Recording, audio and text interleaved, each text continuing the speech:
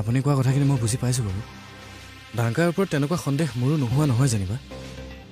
মইতো আকাশৰ লগত ছাৰ অনবৰতে আছোঁৱেই। সেই ঘৰখনৰ ভাল বেয়া দিশ সকলোবিলাক মই নিজৰ চকুৰে দেখিছোঁৱেই যেনিবা। ছাৰ মোৰ এনেকুৱা কিছুমান সময়ো মনত আছে য'ত আকাশৰ ঘৰখনত কেৱল খাবলৈ চাউল মুঠিৰ বাহিৰে আৰু একোৱেই নাছিল। আকৌ কেতিয়াবা মুকুটদাৰ হাতত বহুত টকা পইচাও দেখিছিলোঁ ছাৰ। সুন্দৰভাৱে চলি আছিল। হঠাৎ মানে ডাংকাই আৰু বৰ এটা সাংঘাতিক পৰিৱৰ্তন দেখিছিলোঁ ছাৰ। আৰু নিশ্চয় তেওঁলোকে ক'ৰবাৰ পৰা পইচা পাতি পাইছিল ছাৰ।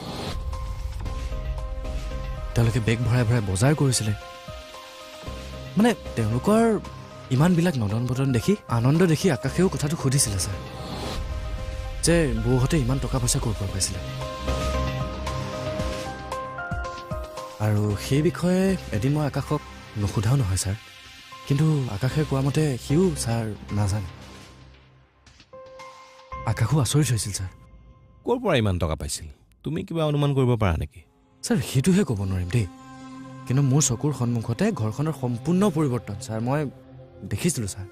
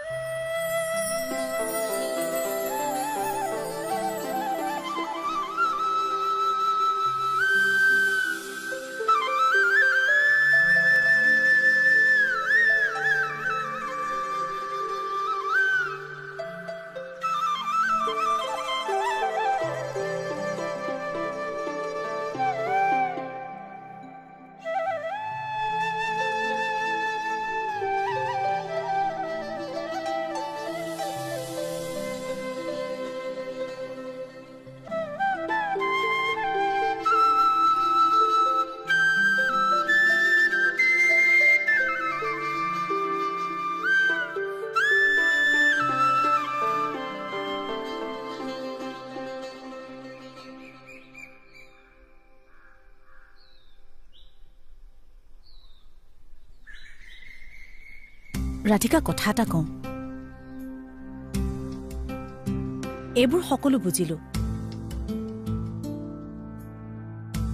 কিন্তু মুকুটদাৰ বৌয়ে তোমাক এনেকৈ অকলশৰীয়া কৰিব নালাগিছিল। জীৱনত মা দেউতা আকাশ বহু আপোনজনক হেৰুৱাইছো। গতিকে মুকুটদাৰ বৌয়ে মোক ইয়ালৈ পঠিয়াই দিয়া কথাটো একোৱে দিগদাৰি কৰা নাই। সঁচা কথা ক'বলৈ গ'লে মই অৱশেষত সেইখন ঘৰত থাকিব নোৱাৰিহে গুচি আহিলো। ৰাধিকা, তুমি তাত থাকি কিয় বেয়া পাইছা? তেওঁ দুটা চৰিত্ৰৰ মানুহ আছিল। আনক দেখুৱাই মোক মৰম কৰিছিল আৰু আনে নেদেখাকৈ মোক অত্যাচাৰ কৰিছিল। দাদা ইমান এটা বেয়া নহয় যেন মোৰ মনে ভাৱ হয়, কিন্তু দাদাও পৰিৱেশ পৰিস্থিতিত পৰি নিজৰ স্বভাৱ সলালে। আৰু সেইফালে তেওঁলোকৰ ঘৰত দাদাৰ খুৰখালীয়েকটো আছেই নহয়। সিও বৰ আচৰিত ল'ৰা। হয় নেকি? অকলশৰীয়া পায় সিও মোক মানসিকভাৱে অত্যাচাৰ কৰিছে। তাৰ ভয়ত মই বহু ৰাতি উজাগৰে পাৰ কৰিছো। সি যে মোক অত্যাচাৰ কৰে এই কথাটো বৌয়ে কিন্তু জানিছিল। বৌয়ে আকৌ মানুহৰ আগত কিন্তু মোকেই চৰিত্ৰহীনা সজাইছে। এটা সময়ত মোৰ এনে লাগিছিল জানা পৰি যে সচৰাচৰ ক'ৰবাত স্বামীৰ ঘৰত মানুহে বোৱাৰীক পৰিকল্পিতভাৱে হত্যা কৰে। মোৰ লগতো সেয়াই হ'ব বুলি মই ভয় খাইছো। বুজিছো ৰাধিকা। জীৱনটোত অনেক অশান্তিৰ সন্মুখীন হৈছো মই পৰি। তাৰ পাছতো যে তোমাৰ লগত এনেকৈ কথা পাতি থাকিব পাৰিছো সেইটোহে ডাঙৰ কথা। ঠিকেই, তোমাৰ সাহস দেখি মই কিন্তু সঁচাকৈ আচৰিত হৈছো ৰাধিকা। তোমাৰ ভোক লাগিছে নেকি? নাই নাই, এনেও ইমান ধুনীয়া এটা পৰিৱেশ দেখি মই ভোক একেবাৰে পাহৰিয়ে গৈছো।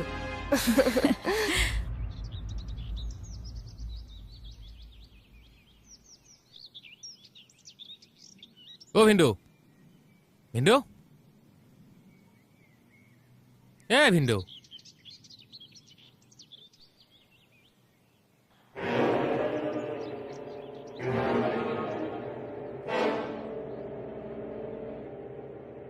হিন্দু হে পাগল হা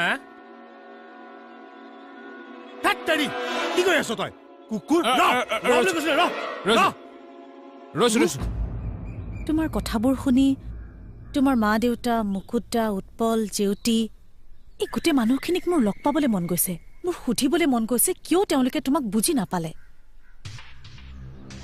সেইবোৰ জানিনো তুমি কি কৰিবা জীৱনটোত এই অশান্তিবোৰ পাবলৈ চাগে ভগৱানে মোক জীয়াই ৰাখিছে মই কিন্তু এবাৰ তোমালোকৰ জেউতিবোক লগ পাম আয়ুষৰ লগতে যাম মই 100% চিয়ৰ আকাশৰ মৃত্যুত কিবা এটা ৰহস্য আছে মোৰো তেনে লাগে সেইবাবে মই কেছ দিছিলোঁ চাওচোন আইনে মোক কিমান দূৰ সহায় কৰে তাকেইতো পিছে মই দুদিনমান মুকুতাহঁতৰ ঘৰতে থাকিম মোৰ লগত থাকি তুমি কিবা বেয়া পাইছা নেকি পৰি নাই নাই তোমাৰ ঘৰত থাকি একো বেয়া পোৱা নাই কিন্তু এই মানুহবোৰৰ বাহিৰে দেখি থকা মুখখন আৰু ভিতৰত থকা মুখখন এবাৰ ভালকৈ চাবলৈ মন গৈছে আৰু লগতে সেই উৎপল বোলাজনক এসেকা দিবলৈ মন গৈছে সি ভাল মানুহ লগ পোৱা নাই চাগে জেউতি মানে মুকুটৰ পত্নীৰ কথা কৈছো হয় মানুহগৰাকীৰ কাম কাজ কথা বতৰা অকণমান ক'ৰবাত কিবা এটা গণ্ডগোল থকা যেন লাগে মই মানুহগৰাকীৰ বিষয়ে আপোনাৰ পৰা জানিব বিচাৰিছোঁ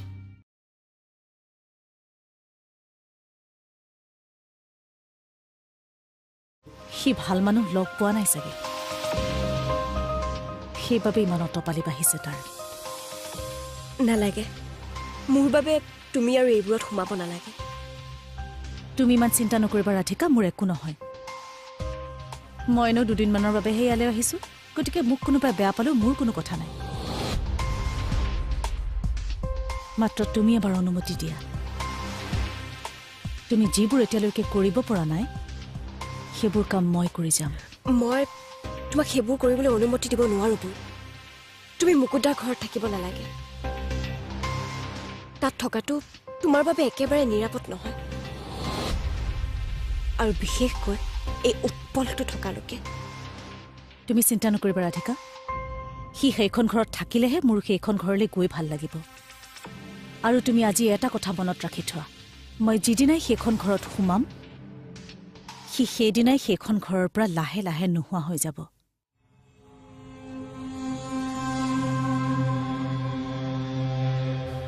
ঠিক আছে পৰি ব'লা এতিয়া ঘৰলৈ যাম ব'লা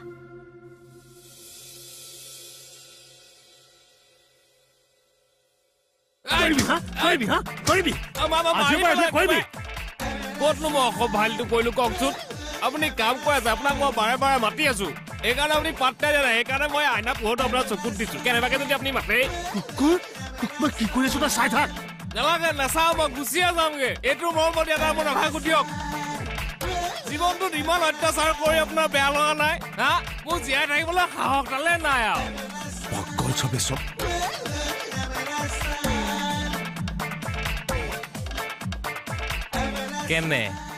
কেনে পালা মোৰ এক্টিং এতিয়াতো মই বুজা হৈ গলো ইয়াৰ এক্টিং নকৰিলে চলিবলৈ টান আহি আছে এতিয়া আলহী আঁখোঁ মে তেৰি अजब सी अदाए हैं মই নে অলপ চালিয়া ন দাড়িটো ঠাণ্ডাই ন দাড়িটোৱে মাফলাখনকে মেৰিয়াই ল'ম হয়নে আজিকালি তই বৰ বিজি যেন পাইছোঁ এই নহয় অ' তাৰমানে আমাৰ নামঘৰৰ প্ৰতিষ্ঠা দিৱস পৰিছেতো তাতে থাপনা ভাগো নতুনকৈ আকৌ স্থাপিত কৰিছে সেইটো কাৰণে মানে সেয়া আৰু সেইবিলাক কামতে ঘূৰি ফুৰিছোঁ ন মাজতে আই চি ছাৰকো তাৰ মাজতে লগ কৰি থৈ আহিছোঁ গম পাওঁ ভাওনা ক'ত আমাৰ নামঘৰত আকৌ তাৰমানে এইবাৰ মই ভাওনা চাবলৈ পাম কিয় নাপাবি আকৌ পিছে এইবাৰ ভাওনা হয় নে নহয় সেইটোহে ক'ব পৰা নাই বুজিছ তাৰমানে আজিকালি আমাৰ গাঁৱত ভাওনা কৰা মানুহেই নোহোৱা হ'ল নহয় তথাপিও এতিয়া গুৰু দুজনাৰ পৰম্পৰাখিনিতো ৰক্ষা কৰিবই লাগিব হয় নহয় সেইটো হয় তই নহ'লে এইবাৰ আমাৰ গাঁৱত ভাওনা কৰিবি নি মই ভাও কেনেকৈ কৰিম তই কেনেকৈ কৰিবি মানে তোক শিকাব নহয় চা এতিয়া অসমীয়া মানুহ হয় যদি জীৱনত তই এবাৰো ভাওনা কৰি পোৱা নাই তেতিয়াহ'লে নিজকে অসমীয়া বুলি চিনাকি দি কি লাভ আছে কচোন কথাটো হয়। চা এতিয়া তই যদি কৰিম বুলি কোৱা নহয় মই গাঁৱৰ ৰাইজৰ লগত কথা পাতিম কিন্তু মানে আগতে আকাশে এই অভিমন্যু ভাওটো বৰ ধুনীয়া কৰিছিল বুজিছ আজিও গাঁৱৰ মানুহবোৰৰ মুখে মুখে আছে এবাৰ সেইকাৰণে তই সেইটো ভাও কৰিবি নি মই অঁ এই আকাশ নোহোৱাৰ পৰা সেই ভাগ ভাওনা পাতিবলৈকে সাহস নোহোৱা হ'ল গম পাৱ এতিয়া তই যদি ভাওটো ল ভাওনাখন কিন্তু হৈ যাব হ'ব হা এইবাৰ সেইখন ভাওনা হ'বই তই মই কৰিবি ভাও কৰিম এই মজা তই ৰাইজক কৈ দে এই তই সেইটো কথা চিন্তা কৰিব নালাগে নহয় ছাৰ বহকচোন বহক বহি লওক ছাৰ মোক থানালৈ মাতাৰ কাৰণটো কেইটামান কথা সুধিব লগা আছিল আপোনাক হয় মুকুটৰ ঘৰখনৰ ওপৰত আপুনি যিহেতু সেইখন গাঁৱৰে স্থানীয় মানুহ হয় গতিকে দুটা কথা পুৰণা হ'লেও আপুনি বাকী মানুহতকৈ বেছি ভালকৈ জানিব হয় হয় সোধক জেউতি মানে মুকুটৰ পত্নীৰ কথা কৈছোঁ হয় মানুহগৰাকীৰ কাম কাজ কথা বতৰা অকণমান ক'ৰবাত কিবা এটা গণ্ডগোল থকা যেন লাগে মই মানুহগৰাকীৰ বিষয়ে আপোনাৰ পৰা জানিব বিচাৰিছোঁ আকাশে মোক কৈ গৈছিল পৰি মই নাথাকিলেও তুমি এই আকাশখনৰ লগত কথা পাতিব পাৰিবা সঁচাই তুমি আকাশৰ লগত কথা পাতা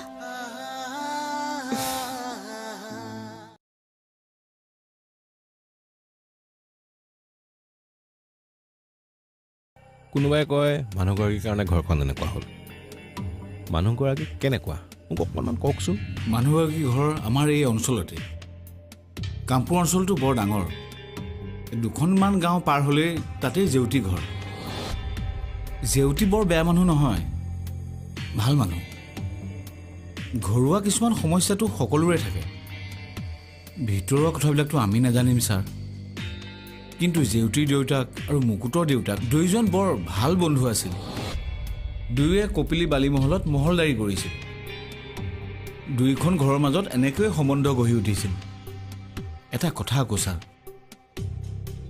জেউতিৰ দেউতাক আৰু মুকুটৰ দেউতাকৰ মাজত ভাল বন্ধুত্ব আছিল পিছলৈ কিন্তু দুয়োৰ মাজত শত্ৰুতা বাঢ়ি গ'ল কিয় হয়তো বন্ধুত্বৰ মাজত ক'ৰবাত বিশ্বাস হেৰাল দুয়োখন ঘৰ আকৌ বেয়া হ'ল আচৰিত কথা এদিন জেউতিৰ দেউতাক আৰু মুকুটৰ দেউতাক কপিলিত বালি তোলা চাবলৈ যাওঁতে তাতে মৃত্যু হৈছিল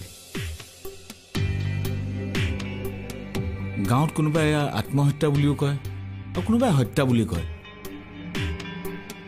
ঘটনাটো আকৌ কোনোৱে আকৌ দুৰ্ঘটনা বুলিও কয় আচলতে কি হৈছিল সেয়া কোনেও নাজানে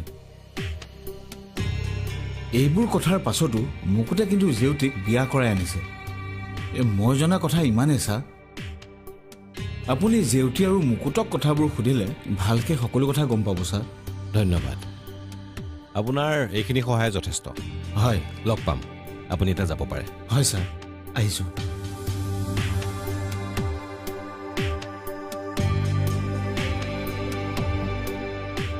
কথাবোৰ যিমান খুচৰিছোঁ ঘটনাৰ ৰহস্যৰ দিশটো বেলেগ হৈ গৈ আছে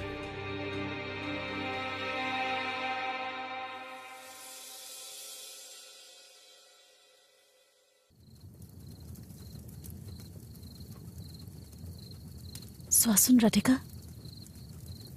তোমাৰ ইয়াৰ পৰা আকাশখন ইমান ধুনীয়াকৈ দেখা পায় সঁচাই আকাশখন যে কিমান বিশাল আৰু আকাশৰ কোলাত জিলমিলাই থকা তৰাবোৰ ৱাও সঁচাই মই যেতিয়া অকলশৰে থাকোঁ এই আকাশখনৰ লগতে কথা পাতি থাকোঁ সুখ আৰু দুখৰ কথা আকাশে মোক কৈ গৈছিল পৰি মই নাথাকিলেও তুমি এই আকাশখনৰ লগত কথা পাতিব পাৰিবা সঁচাই তুমি আকাশৰ লগত কথা পাতা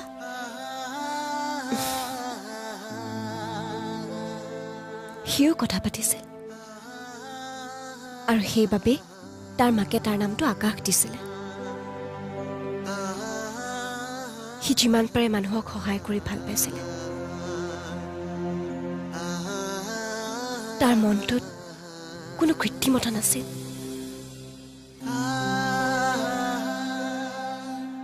এই আকাশখন চালে মোৰ এনে লাগে যেন সি মোক আঁতৰৰ পৰা চাই আছে। আৰু কি জানা বুঢ়ী, তাৰ এডাল গছ আছে একেবাৰে নিজৰ ভাইৰ দৰে, আৰু কপিলী নৈখনৰ লগত তাৰ এটা গভীৰ সম্পৰ্ক আছে। মই আকাশৰ পৰা বহুত কথা শিকিছো বুঢ়ী। মানুহ মানুহৰ বাবে কিদৰে জীয়াই থাকে,